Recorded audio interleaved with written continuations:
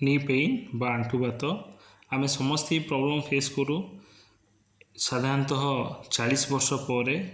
असुविधाटी आम देखा पाए जोटा डिजेनेरेटिव चेंजेस बोली कहू किसी घरोई एक्सरसाइज जोटा आप प्रतिदिन